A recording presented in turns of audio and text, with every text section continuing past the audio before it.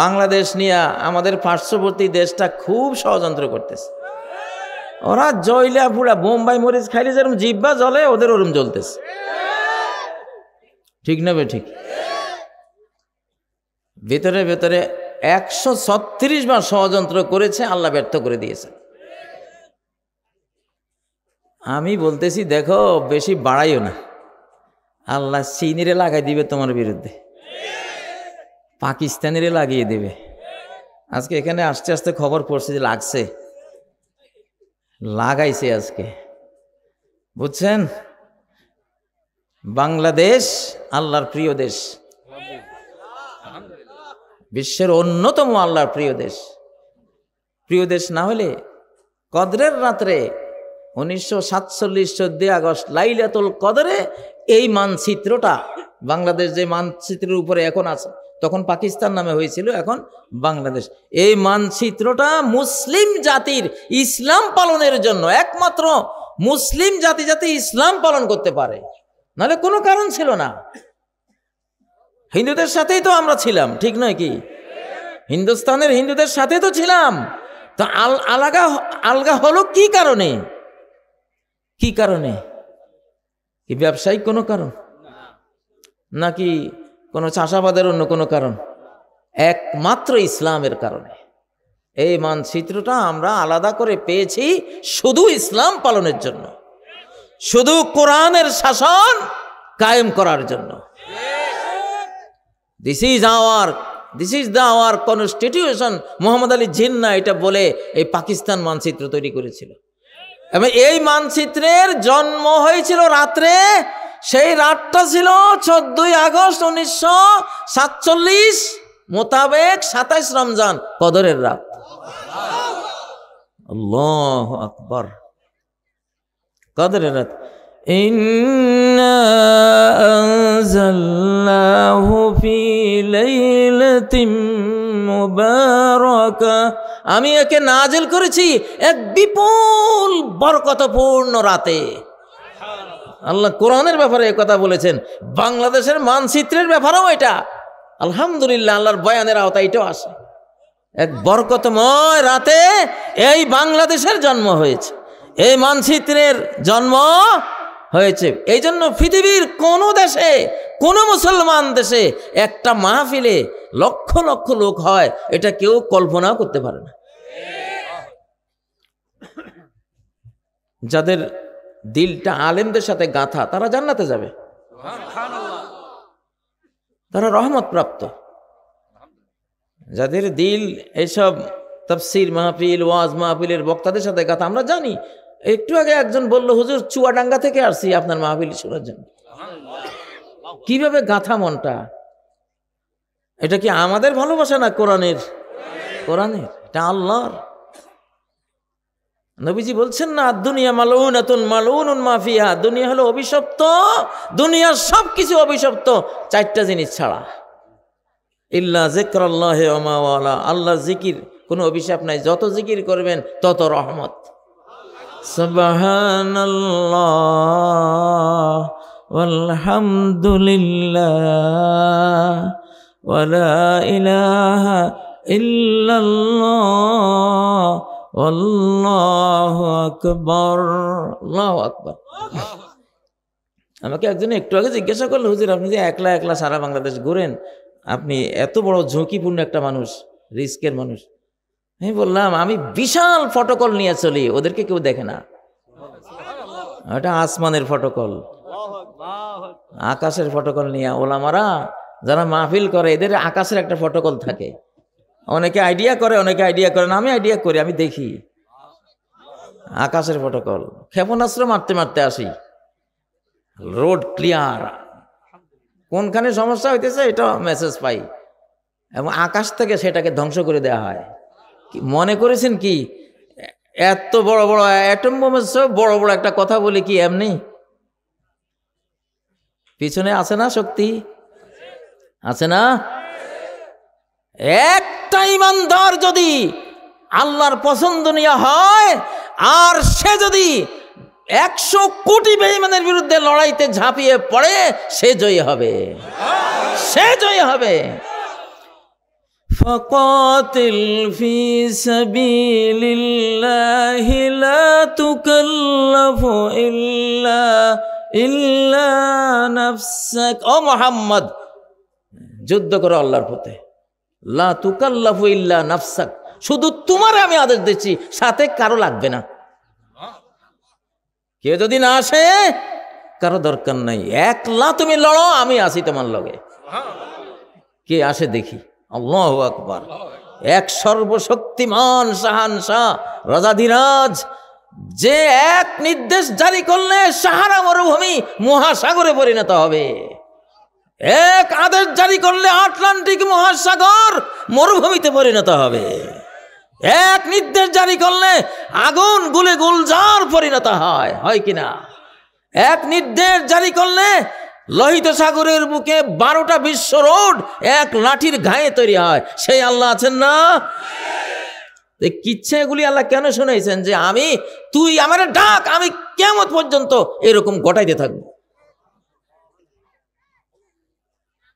আমার কয়েকটা ক্ষেপণাস্ত্র আছে, এগুলি সেকেন্ডে আঘাত করে হাজার হাজার কিলোমিটার দূরে। সেকেন্ড লাগে না। সেটা আমেরিকা মহাদেশ হোক, ইউরোপ মহাদেশ হোক, রাশিয়া হোক, ভারত হোক, আমার স্পিরিচুয়াল মিসাইল, আধ্যাত্মিক মিসাইল, মারাত্মক জিনিস। একটা মিসাইল আমি এখন বিক্রি করতে আছি আপনাদের কাছে, পয়সা লাগবে না। কে কে কিনতে রাজি আছেন সে হাত তোলেন। আগ্রহ সহ দেব না, নিতে রাজি আছেন? একটা মিসাইল হলো হাসবুনাল্লাহ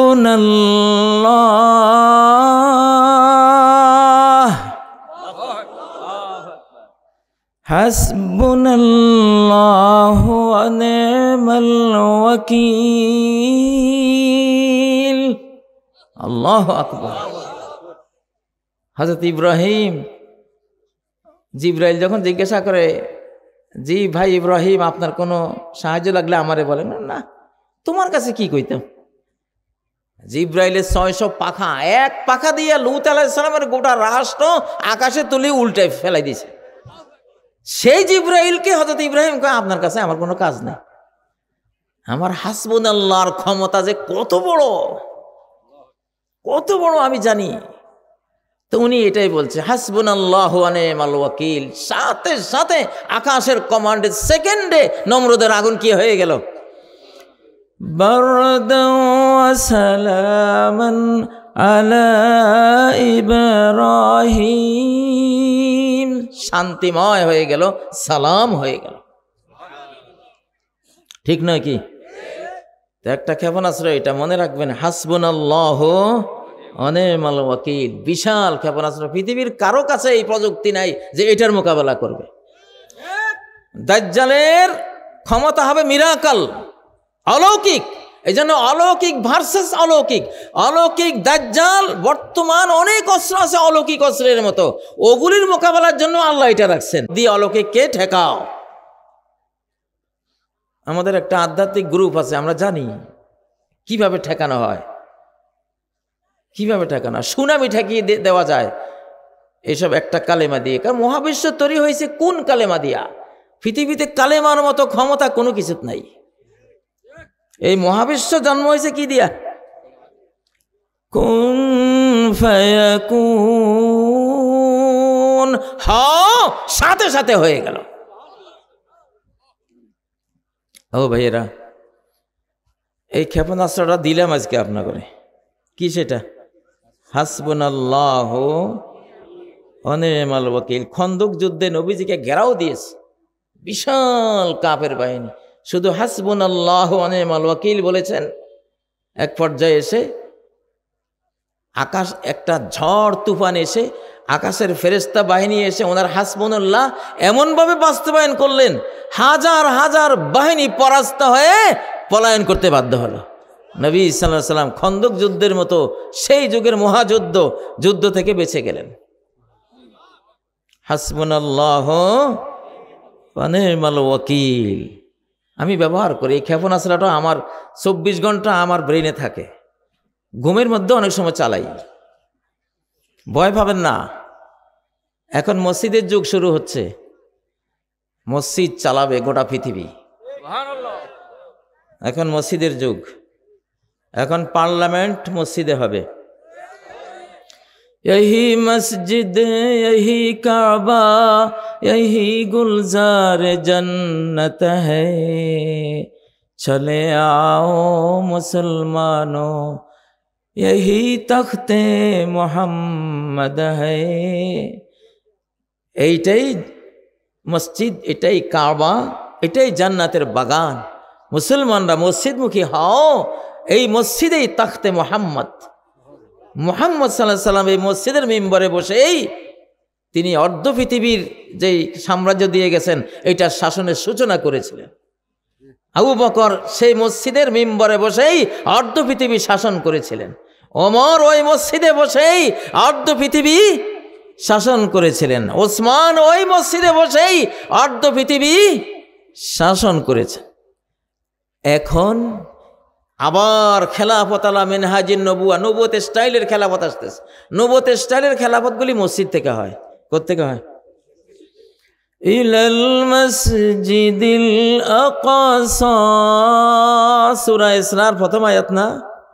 ইলাল মসজিদিল আকসা, নবীকে মসজিদে হারাম থেকে মসজিদে আকসা পর্যন্ত কেন আনলেন? যে মুহাম্মদ, তোমার এই ইসলামী বিশ্বায়ন শুরু হয়েছে মসজিদে হারাম থেকে, তারপরে মসজিদ নববী, শেষ জমানায় দ্বিতীয় বিশ্বায়ন, ইসলামাইজেশন, গ্লোবালাইজেশন, গোটা পৃথিবী তোমার উম্মত শাসন করবে এই মসজিদে আকসা থেকে। মসজিদে আকসা এখন বিজয়ের পথে, আলহামদুলিল্লাহ। যদি কোনো বাংলাদেশি আমার এই বক্তব্য শোনেন, তো মসজিদে আকসার আশপাশে 2-4 গজ জমি হইলেও কিনে রাখেন। নবীজি বলে গেছেন একটা সময় আসবে মসজিদে আকসার পাশে যদি দাঁড়াবার মতো একটু জায়গা থাকে, ইয়ারা বাইতুল মাকদেসে মিনহু, যেখান থেকে বাইতুল মাকদেস দেখা যাবে, ওইটুকু জায়গার দাম একজন মুসলমানের কাছে খায়রুম মিনাদ দুনিয়া মা ফিহা, সারা বিশ্বের চেয়ে তার কাছে বেশি মূল্যবান হবে। কারণ ওই মসজিদে বসে হযরত ঈসা আলাইহিস সালাম বিশ্ব শাসন করবেন। আল্লাহু আকবার। ওই মসজিদে বসেই ইমাম মাহদী বিশ্ব শাসন করবেন। তাহলে এই মসজিদে আকসার পাশে একটু জায়গা থাকলে বিরাট সৌভাগ্য না? সৌভাগ্য না? ও ভাইয়েরা, তো মসজিদের শাসন আসতেছে। এই জন্য মসজিদ কমিটি সভাপতি কে হবেন? এলাকার সবচেয়ে বড় সাচ্চা ইমানদার, সবচেয়ে বড় নামাজি, সবচেয়ে বড় যিনি যাকাত দান করেন, ঠিক না? আর কি এত সাহসী, তার সামনে গোটা পৃথিবী দাঁড়ালেও সে পৃথিবীকে ভয় পাবে না, আমেরিকাকে ভয় পাবে না, ভারতকে ভয় পাবে না, ইউরোপকে ভয় পাবে না, জাতিসংঘ নিরাপত্তা পরিষদকে ভয় পাবে না। ওয়ালাম ইয়াখশা ইল্লাল্লাহ, শুধু ভয় পাবে কাকে? আল্লাহকে। এটা হলো মসজিদ যারা নির্মাণ করবে, আবাদ করবে, তাদের সিফাত আল্লাহ তাআলা সূরা তাওবার 17 নম্বর আয়াতে এইভাবে বয়ান করেছে। মসজিদগুলি ঠিক করেন। সময় বেশি নাই। কাশ্মীর অলরেডি যুদ্ধ শুরু হয়ে গেছে। ওই যে মাইকের আওয়াজ হয়তো শোনে পার্শ্ববর্তী দেশ, ওদের একটা সিদ্ধান্ত হয়েছে যে ওই কাশ্মীর হারালে বাংলাদেশকে কাশ্মীর বানাবো। এবং বাংলাদেশের ভিতরে আমি দুবাই থাকতে আমাদের স্পিরিচুয়াল তথ্য আমরা পেয়েছিলাম 15 লক্ষ সেবটাজকারী ওরা সেট করে ফেলছে, অন্তর্ঘাতকারী এগুলি আছে। এগুলি মাথা ছাড়া দেয়, কিন্তু আকাশ থেকে মাথা ভেঙে দেয়া হয়। মাথা ছাড়া দিয়ে উঠতে পারবে না, মাথা ছাড়া দিয়ে উঠতে পারবে না। এখন সূরা ফিল বাস্তবায়ন হবে। কেন সূরা ফিল বাস্তবায়ন হবে? যেহেতু কোরাইশ আসতেছে, কোরাইশের ইমাম মাহদী আসতেছে। সূরা ফিলের পরের সূরার নাম কি? হ্যাঁ, কোরাইশের আগে ফিল ঘটে। কোরাইশের আগে হস্তি বাহিনীর মরণের ঘটনা ঘটে। এখন হস্তি বাহিনী মানে বড় বড় পরাশক্তি বৃহস্পতি আছে না, এগুলি সব মরার টাইম হয়েছে এখন। এদের উপরে সূরা ফিল ঘটবে এখন। আমি প্রায় সময় চিন্তা করতাম, আল্লাহ সূরা ফিলের পরে কুরাইশ কেন, মিলটা কি? ঠিক নবীজি আসতেছেন, ওনার জন্ম হবে এর 55 দিন আগে আব্রাহা 60,000 বাহিনী, অস্তি বাহিনী নিয়ে কাবা ধ্বংস করার জন্য আসছে। কিন্তু মসজিদের ক্ষমতা যে কি এটা আব্রাহা জানতো না। মসজিদের ক্ষমতা তো আসমানের ক্ষমতা, মসজিদের ক্ষমতা শাহানশাহর ক্ষমতা, মসজিদের পাওয়ার রাজাধিরাজের পাওয়ার, মসজিদের পাওয়ার ট্রিলিয়ন ট্রিলিয়ন ফেরেশতা ফোর্সের পাওয়ার। মসজিদের পাওয়ার যে কি এটা সারা পৃথিবীর জাতিসংঘ নিরাপত্তা পরিষদ একসাথে হইয়া সকল বিজ্ঞানী লাগাই দিলেও এটা বের করতে পারবে না। এত অকল্পনীয় পাওয়ার এক একটা মসজিদে। আল্লাহু আকবার। ওই যে ছোট ছোট পাখি এগুলি কাবা শরীফে এখনো পাহারা দেয়, ওরা এখনো আছে। দেখি কেউ আসে টাসেনি, সাইজ করে ফেলবে। মসজিদের শাসন আসতেছে। তোমরা নেতার ক্ষমতা দেখছো, ইমাম সাহেবের ক্ষমতা তো দেখো নাই। মরা ইমামগুলি এখন জিন্দা ইনশাআল্লাহ, ঠিক নয় কি? ইমাম কারে কয় এখন দেখবা। আমার একার লগ হইতে পারে না কেউ, আমি দেখি। আমি তো একজন ইমাম সাহেব নাকি? আমি তো ইমাম, মসজিদে ইমামতি করি, খুতবা দিই, জুমা পড়াই, দেখেন না? এখন আমি মেসেজ দিয়ে দিছি, পৃথিবীর কোনো আল্লাহ বিরোধী শক্তি আর মাথা ছাড়া দিতে পারবে না, না না না। আমি বাংলাদেশ নিয়ে রাজনীতি করি না, আমি গোটা বিশ্ব নিয়ে রাজনীতি করি। আমি আল্লাহ আমাকে ছোট কাল থেকে এটা দিয়েছেন। আমি কেন জানি ছোট কাল থেকে ইমাম মাহাদি খালি ওনার ওয়াজ করতাম, দাজ্জাল এগুলি নিয়ে ওয়াজ করতাম। ওনারা দুইজন তো বিশ্ব শাসনকারী ব্যক্তি, তাই না? ইমাম মাহাদিও দাজ্জালও ঈসা আলাইহিস সালাম ওনারা। তো আল্লাহ এখন আমাকে এটা দিয়েছেন, আলহামদুলিল্লাহ। আমি আপনাদেরকে মেসেজ দিয়ে গেলাম, বাংলাদেশে তো কোনো প্রশ্নই আসে না। বাংলাদেশে তুই নিয়ত করার সাথে সাথে ধরা পড়ে যাবি।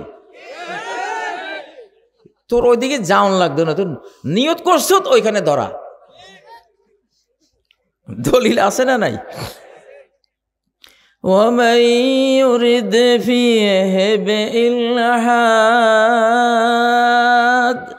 এটা কাবার প্রসঙ্গে কইছে। কাবা এমন একটা মসজিদ, যদি মাই ইউরিদ ফিহি বিইলহাদিন বিজুলমিন, কেউ বেঈমানি মুনাফিকি কুফরি বশত যদি কোনো জুলুমের চিন্তা করে, খালি চিন্তাটা করে, খালি ভিতরে একটা নিয়তটা করছে, নিয়ত করার সাথে সাথে আযাব, পানিশমেন্ট।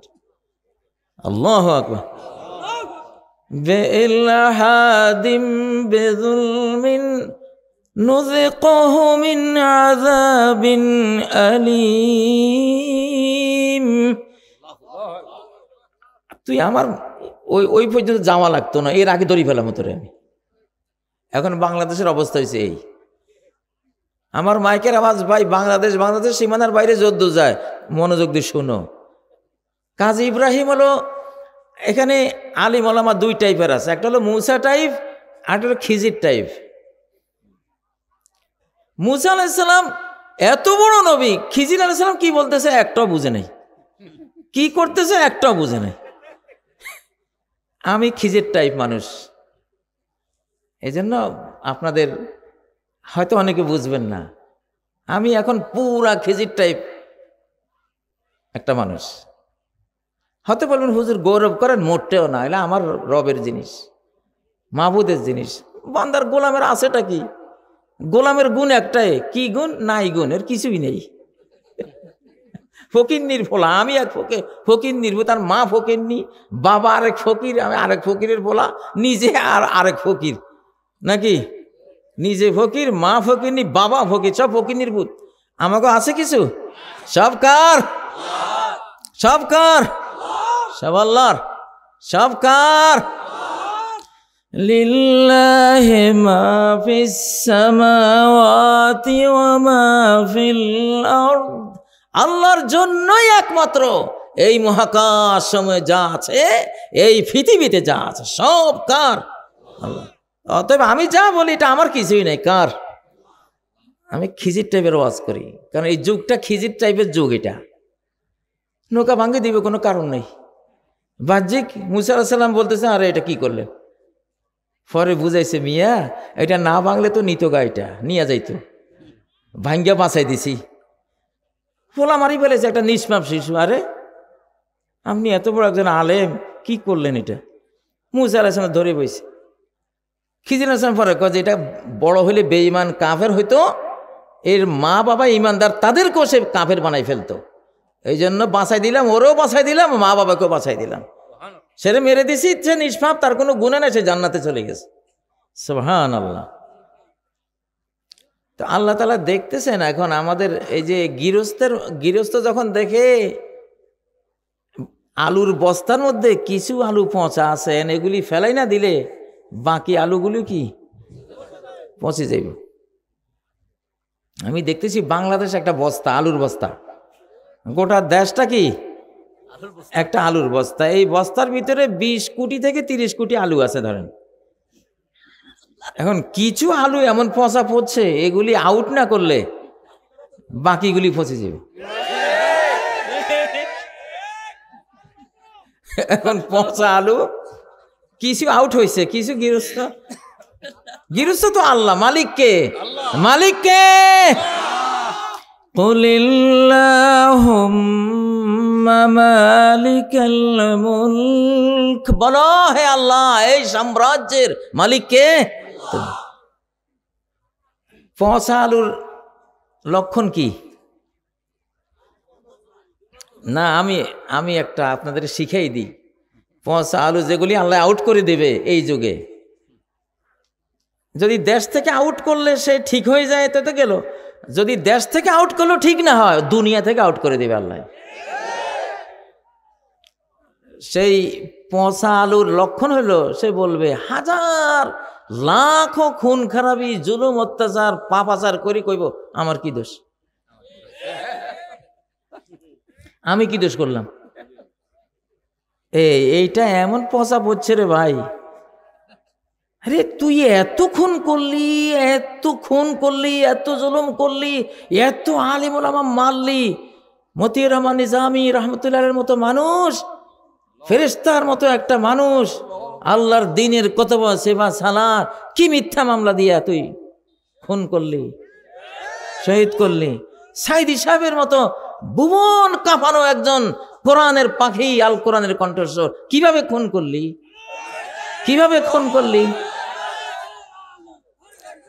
সাইদি সাহেব যে খুন হয়েছে, আমরা ওই রাতের 11টা থেকে 12টার মধ্যে আমরা স্পিরিচুয়াল ইনফরমেশনে জেনে গেছি যে হ্যাঁ এটা হত্যাকাণ্ড ছিল, হত্যাকাণ্ড। এরপরে কত মায়ের কোল খালি করেছে, তাই না? এত গোটা বাংলাদেশের ট্রিলিয়ন টাকা উড়াই দিছ, বিধবার টাকা, মেসকিনের টাকা, ফকিরের টাকা, এতিমের টাকা, ঠিক না? এরপরে কয় আমি কি দোষ করলাম? তার মানে সে ভাবতেছে সমস্ত দোষ এই বাংলাদেশের 20 থেকে 30 কোটি মানুষের। সে ফেরেশতা, আমরা সব ইবলিস। তো সে যদি পাওয়ার পায়, কি মারাটা মারবে তাহলে? আবার যদি সে পাওয়ারটা পায়, কি খুন করার ষড়যন্ত্র করতেছে সে? তাহলে এই পচা আলুরে ভাই এই দুনিয়ায় চলবে না। লা ইয়াখরুজুল মাহদি হাত্তা ইউকতালা সুলুসুন ওয়া ইয়ামুতা সুলুসুন ওয়া ইয়াবকা সুলুস। নুআইম ইবনে হাম্মাদের হাদিস, কিতাবুল ফিতানের হাদিস, ইমাম মাহদি আস্তে আস্তে গোটা বিশ্ব জনসংখ্যার 1/3 খুন হয়ে যাবে, 1/3 মারা পড়বে, আর 1/3 শুধু বাঁচবে। ভালো আলু যেগুলি 500 কোটির মতো চলে যাবে। কি পচা আলু তাইলে আছে বস্তার মধ্যে, ঠিক না বে ঠিক? সেটা আছে। আর তাহলে কারা কারা পচা আলু হইতে রাজি আছেন? পচা আলু কোনটা? যে এই লাইলাতুল কদরে জন্ম হওয়া মানচিত্রে বসে এখনো এইবার ভোটের সময় আসলে সে কোরআনের ভোট না দেওয়ার নিয়ত করছে, এইটা যে পচা আলু ভাই, আল্লাহর কসম এটা পচা আলু। ওইটার কপালে মরণ আছে, এটা আল্লাহ রাখতো না। কারণ আল্লাহকে আমি এখন কোরআন আনবো, তোর মতো পচা আলু সেবা করার আমার টাইম নেই, তোরে খাওয়াবার আমার টাইম নেই, তোর পিছে আমার ফেরেশতা দিয়ে পাহারা দেবো কে? তুই তো আমার না, তুই আমার হবি না, তুই হাজার লাখ কোটি পাপ করে তুই বলেছে আমার কি দোষ? তোর বাপে একটা খালি অন্যায় করে কইছে রব্বানা যালামনা আনফুসানা ওয়া ইল্লাম তাগফির লানা ওয়া তারহামনা লানাকুনান্না মিনাল খাসিরিন। আল্লাহু আকবার, আল্লাহু আকবার। কি আদম, আরে ভাই দোষ করা তো দোষ না, দোষ স্বীকার না করাই হলো আসল দোষ। ইবলিসও দোষ করছে, আদমও দোষ করছে। ইবলিসে কয় আমি কোনো দোষে করি নাই, আমি তো শ্রেষ্ঠ, তুমি ভুল করছো, তুমি আমার মতো একজন মহান কিনা কয় মুআল্লিমুল মালাকুতকে আদমের মতো একজনকে সিজদা দিতে বলছো। সে নিজের অনেক পবিত্র, অনেক নির্দোষ ভাবছে, আর আদম কয় রব্বানা যালামনা আনফুসানা।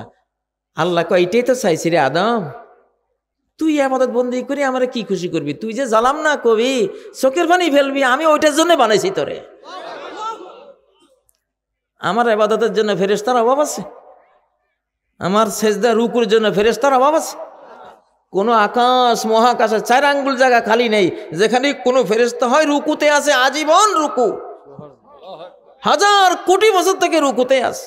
যে সেজদায় পড়ে আছে হাজার কোটি বছর, সে সেজদায় পড়ে আছে। যে দাঁড়িয়ে আছে সেই ট্রিলিয়ন ট্রিলিয়ন বছর দাঁড়িয়েই আছে সে।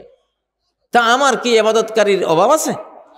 আমি তোরে বানাইছি, তোর ভুল হইব, তুই ভুলের কারখানা আমি জানি, তুই ভুলের মেশিন আমি জানি, ইচ্ছা করে ভুলের মেশিন বানাইছি তোরে। কি জন্য? তুই ভুল করে একটু কাঁদবি আমার কাছে। আল্লাহ আল্লাহু আকবার। গত পরশু একজনে বলল একটা আধ্যাত্মিক মেসেজ, কাজে এই পরিবারের কোনো গুনাহ আকাশে লেখা হয় না, এই পরিবারের কোনো গুনাহই লেখা যায় না। কারণ সারাদিন ইস্তেগফার পড়ে এরা গুনাহ করে ঠিকই, কিন্তু গুনাহ করি আল্লাহ মাফ করে দাও, আল্লাহ মাফ করে দাও, রব্বানা যালামনা পড়ে। ফেরেশতারা লেখার সুযোগে পায় না, কারণ গুনাহ করলে তো আল্লাহ 3 দিন টাইম দেয়। এই আমার ফেরেশতারা আল্লাহ 3 দিন সবর কর, লিখিস না, দেখি সে মাপ চায় কিনা।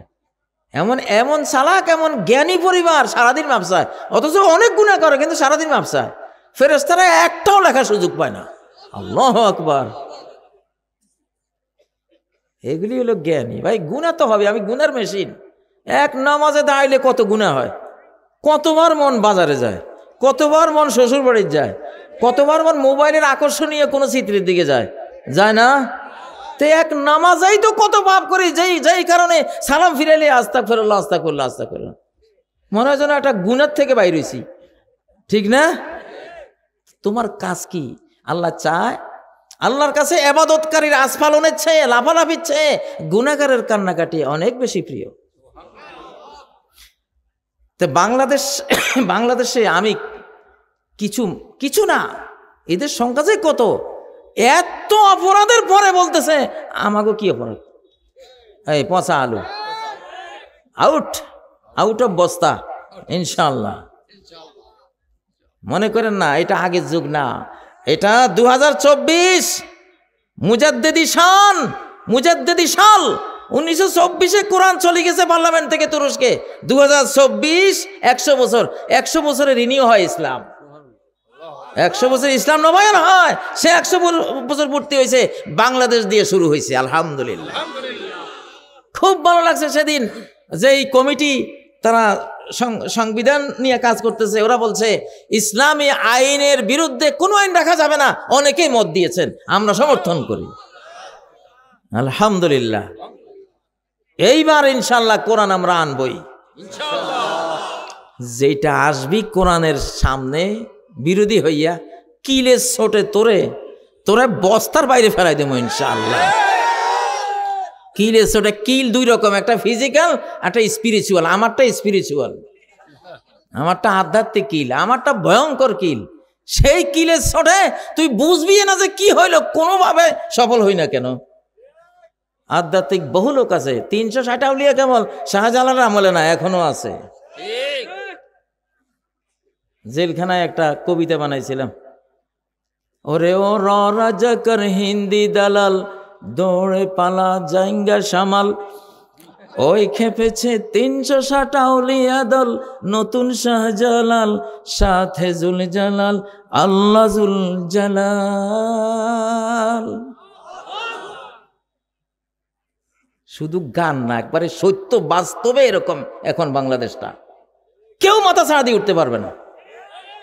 আমি বলছি যত দল আছো যারা কোরআনকে তোমাদের সংবিধান এখনো বানাও নাই, অনেক বড় বড় দল আছে বাংলাদেশে, বাংলাদেশকে ভালোবাসে তারা, তোমাদের একটা বুদ্ধি দেই, তোমরা এখন খেলাফত আছে, জামাত, হেফাজত, খেলাফত, চরমানা যারা আছে, যে ওনারা আমাদের ইমাম সাহেব, খতিব সাহেব, আমাদের দেশের আলিম ওলামা, আমরা যত বড় দলে হই, ওনারা যদি বলেন যে কোরআন সংবিধান, আমরাও বললাম হ্যাঁ ঠিক আছে এটাই, বাস ভাই এটা বুদ্ধি দিলাম, যদি বাঁচতে চাও তোমরা, নাইলে তোমরা কয় কোটি আর কয় ট্রিলিয়ন, আমার আল্লাহর কাছে এগুলির কিচ্ছু ভ্যালু নেই, কিচ্ছু ভ্যালু নাই।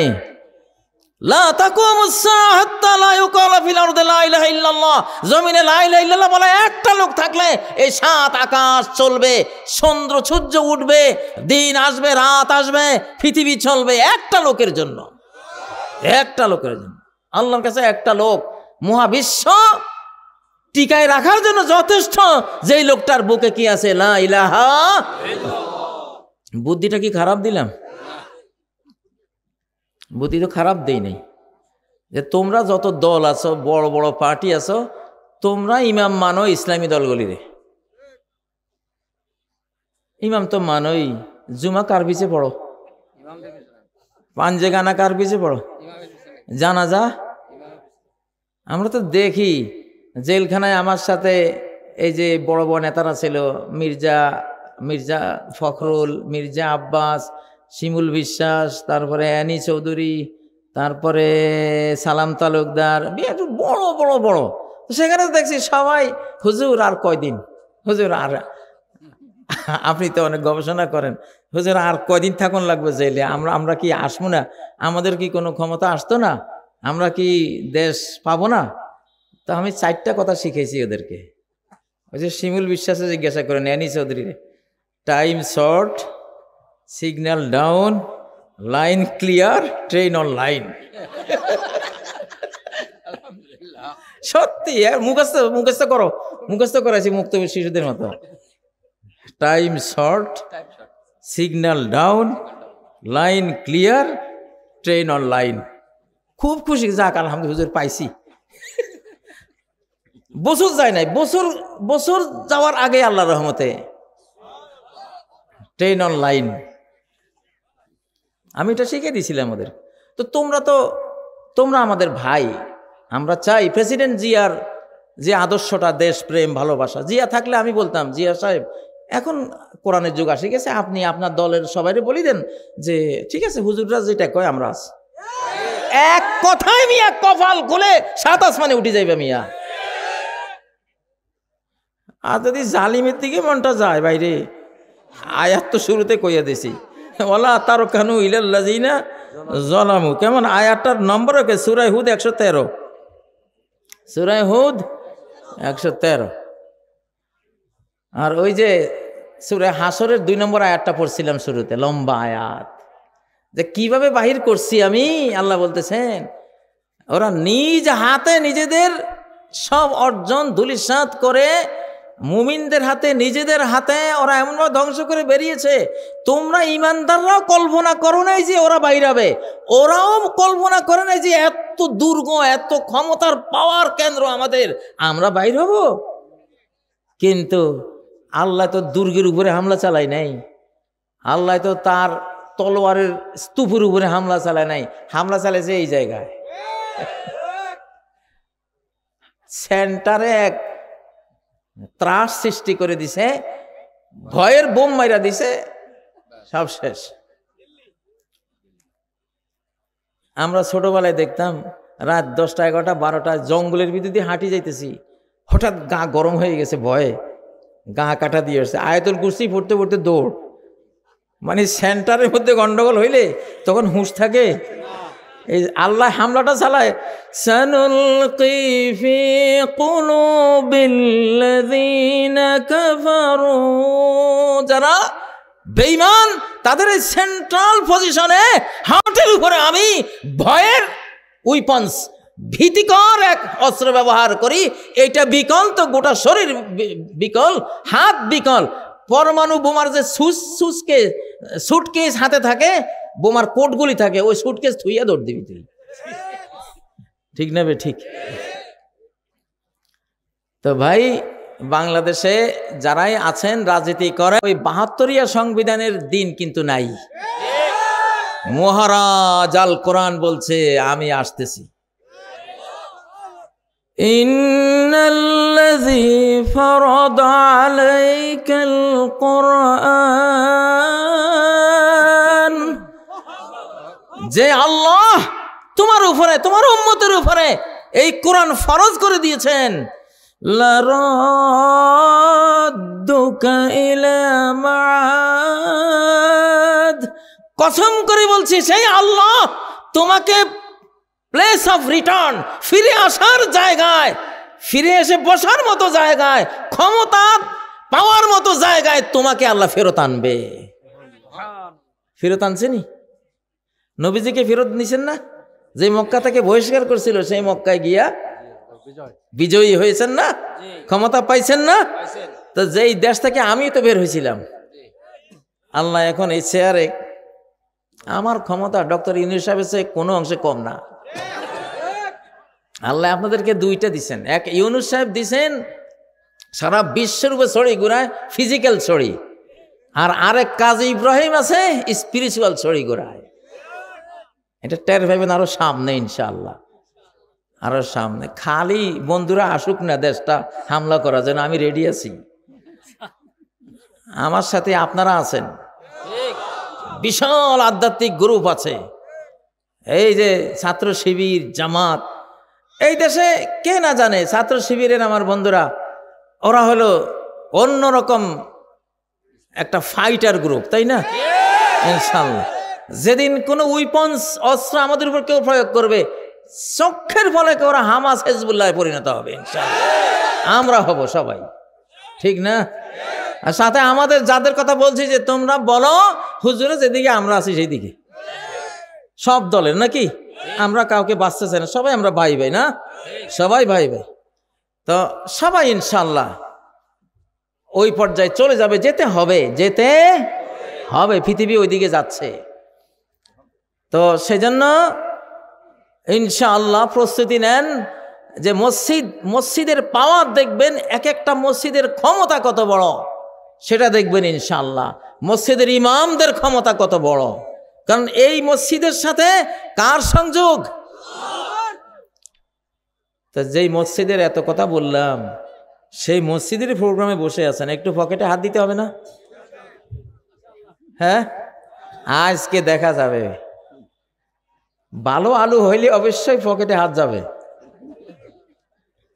নাকি? জায়গা জায়গা কিন্তু ব্যাগ দেওয়া আছে, বক্স দেওয়া আছে, আমি শুনছি ওনারা কইছেন আমারে, বক্স দেওয়া আছে জায়গায় জায়গায়। পকেটে হাত দিয়ে কিছু দিবে না, বলবেন আল্লাহ তুমি আমারে পচা আলু বানাইও না,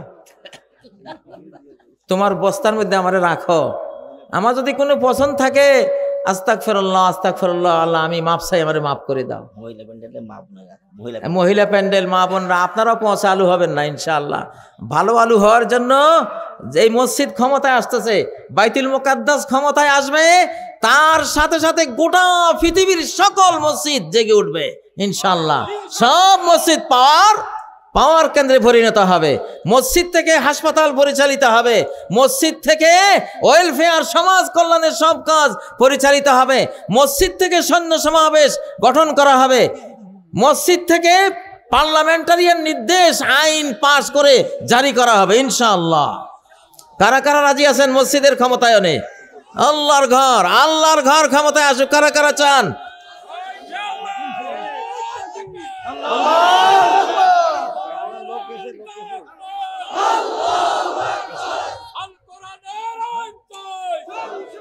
কয়েকটা প্রশ্ন আসছে। আল্লাহর